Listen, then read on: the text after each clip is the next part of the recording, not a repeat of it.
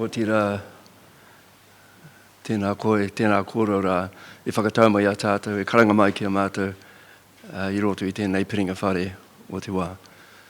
Ngā reo ngā karangatanga maha a tēnā tātou katoa, ko te mana tū hauora, tēnā koutou, nā koutou te reo pōhiri, te reo karanga, a kua tai mai tātou, o te rā te minita, tēnā hoki koe, nau I tautoko mai tēnei kaupapa a tāhua o te hauora.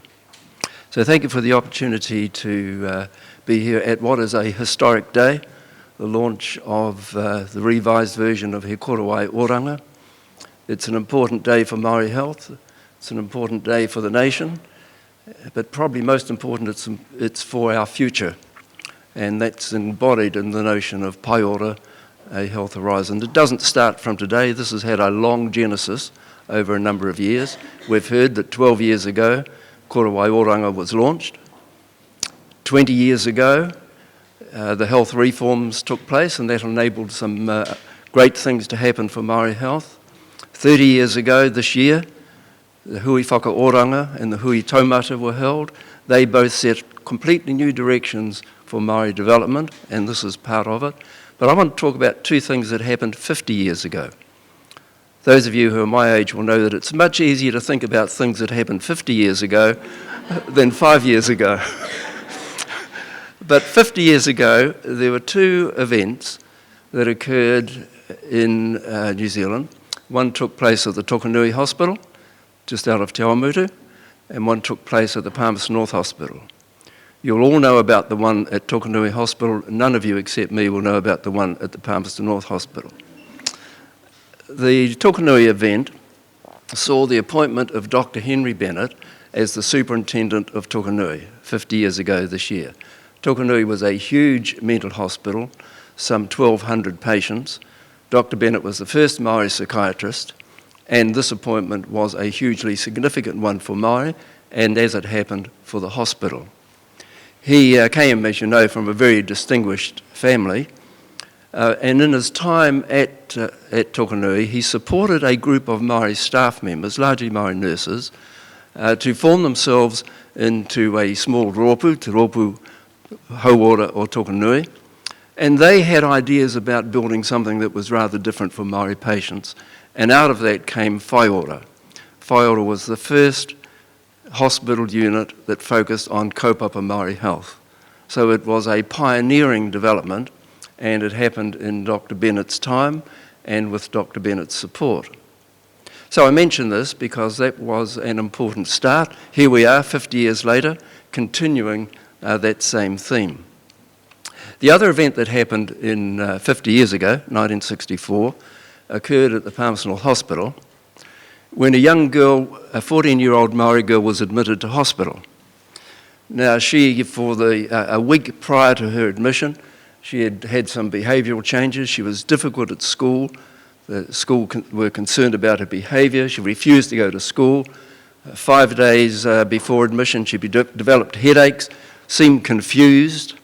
3 days later, she was drowsy. She couldn't walk properly. 2 days after that, 2 days before admission, she began to have hallucinations. Her speech was garbled. And 1 day before admission, she had a seizure and was febrile, and then was admitted to the hospital. There was, 3 days before she was admitted, the general practitioner thought that she might have had a psychiatric disorder and was encouraging the family to commit her to Porirua Hospital. While she was in hospital, she had a visitor who was with her every day that she was in hospital. And that visitor was her koro, her grandfather. And he came in quietly. He was a shearing contractor, so he would get up early in the morning, organise his gang for the day, then come to the hospital to sit with his moko. He spent most of the time at her bedside. Every day he brought in flowers and some greenery. He just sat very quietly, and in those days it was unusual to have a visitor at your bed all the time. You had to come at visiting hours. And the sister on the ward, Sister Kernahan, was Irish, so she usually didn't tolerate anyone breaking the law, but this man was very unobtrusive and very quiet, and he was allowed to sit by her. He didn't make many requests, he just sat with her. There was a house surgeon at the ward looking after this girl who was a Maori doctor. He had just graduated the year before, so this was his first medical job. He was very knowledgeable and very keen, but actually had no idea what to do. Now, when I mention that, you'll know that the house surgeon was me. And over time, the house surgeon and Koro began to discuss the case and to talk about their views on it. And this was a conversation that happened between the two. After some time, the house surgeon said, "Koro, what do you think has caused the illness?" And Koro replied, my moko was a victim of makutu. The house surgeon struggled a little. "What do you mean?" And Koro explained that his daughter, who was the mother of the child, went to Australia with another man, and her husband's family took their revenge. And the house surgeon, remember, just graduated, said, "That sounds a little too hard to believe. An illness such as this does not develop because of an unseen curse or a mysterious force." So the caller said, "Well, doctor, what do you think caused the illness?" And the house surgeon said it was a virus. And caller said, "A virus? What did it look like?" The house surgeon said, "Well, I never actually saw it." "No, but did you touch it or smell it or taste it?" "No." "Doctor, I admire your faith in unseen things and your belief in the power of invisible forces." And the house surgeon was speechless. There was a third conversation with Koro, and it said, "Doctor, is it okay to leave these flowers and these leaves here all night?" And the house surgeon said, "The nurse moves them to the corridor at night time." "But still close to the room?" "Yes." "Why, is it important?" And the caller said, "Doctor, these leaves come from our place." They were kawakawa leaves, karumu leaves, and kōwhai leaves. And the house surgeon said, "Doctor, will they help her?" And Koro replied, "Doctor, they are part of her." And once again, the house surgeon was speechless. And then there was a fourth conversation. A house surgeon said the girl did remarkably well, despite all odds. There was real concern whether she would actually survive, but she did, and made a good recovery. "Koro, your granddaughter's made a great recovery." Koro said, "I knew she would." I looked, "Did you?" "Yes, her mother called. They've fixed up things in the whānau, and the makutu has been lifted." "But what about that virus thing, Doc?" And the house surgeon said, "Well, that's been lifted too." And then there was a final conversation. And the house surgeon said, "Well, you can take the moko home now, but call me if there are any problems." And Koro said, "Doctor, I have learned a lot from you." The house surgeon was speechless, but what he should have said, and he didn't realise this till 20 years later, was, "Koro, I have learned much more from you." So I just said, "That's okay." And, and the caller said, "Thank you, doctor, kia ora." And the house surgeon said, "Kia ora, Koro." So the full impact of this did take 20 years to mature, but by the time of the Korowai Oranga in 1984, this thinking was not too different from what we began to accept as important. And the importance of it is that mātauranga Māori underpins health. And that's what this koro had been talking about. He had been talking about Māori knowledge and the way Māori knowledge can impact on health and recovery. And that's what underpins these three new elements in the Pai Ora Korowai Oranga framework: Modi Ora, Whānau Ora, and Wai Ora. Modi Ora is much more about getting over an illness, and the Modi of a person is quite different from brain function or heart function. It's got a much wider meaning, and there's much greater energy attached to it, and it's sometimes called a life force. So the Modi of a person is different from the health of a person, and it's different from not having an illness. And the challenge with Modi Ora is actually to be able to shift the Modi that is languishing to a Modi that is flourishing. That is the big challenge, and that's a little bit of a different prescription than curing an illness. So what it means is that every time a health problem requires some intervention, every time there is a health problem, Treating that problem should also be associated with fostering healthy lifestyles, working towards a flourishing Māori, increasing health literacy, knowledge and power, strengthening identity, encouraging self-management, and restoring dignity. And they are the things that will lead to a strong Māori. So the getting over the illness is important. It is not an end point. And so a good outcome then, if we're looking for a good outcome reflects gains in health status, but importantly, a strengthened Māori as well. The second part of this three-part addition, whānau ora, as the Minister has enlarged on. Whānau have the potential to impact on health. They can do it positively or negatively. Remember the episode with Koro, the first approach, the whānau had a negative attitude towards it, but it can work both ways.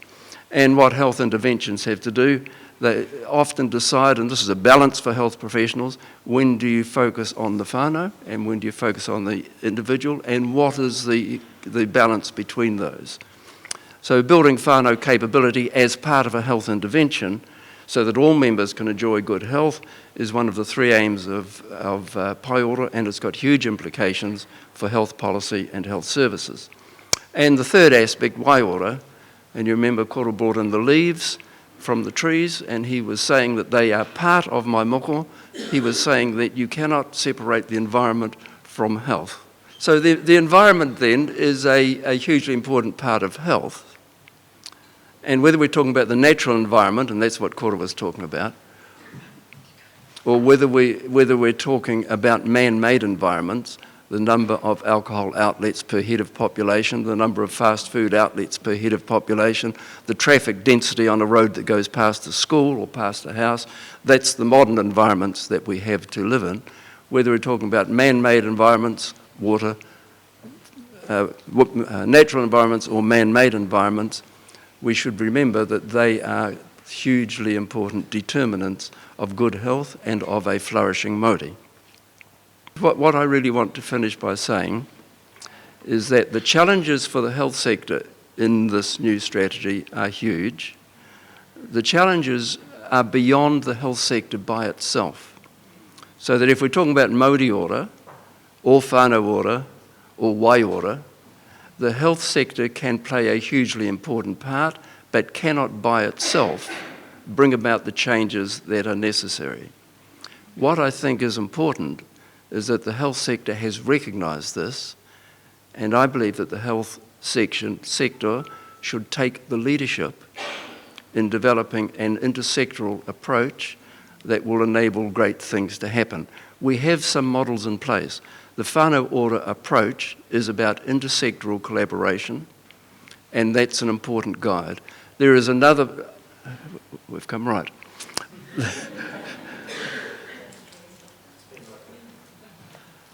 So the health sector really has an opportunity to take the leadership of this and some ownership of it, and that's what this strategy is about. What is important is recognising that the whānau ora approach, which requires collaboration at two ends, at the government end and at community end, and the collective impact programs that are beginning to shape up in various communities around New Zealand, one in Napier, one in Whangarei, where communities come together and bring all the agencies and the services together so they can have a collaborative approach so that the impact is much greater. And then the other program that's gaining momentum in various parts of the world, the HIAP programs, Health in All Policies, recognising that every policy has a health implication, making that explicit so that we can genuinely move towards this notion of Pai Ora with its components of Modi Ora, strong, flourishing Māori, whānau ora, strong, healthy, independent, empowered whānau, and Wai Ora, an environment that is compatible with good health and with a strong Māori. O tira I roto mene whakaaro, a tēnā koutou kua tai mai ki tēnei rā whakanui, rā whakahirahira mō tō tātou nei mokopuna. Kia ora.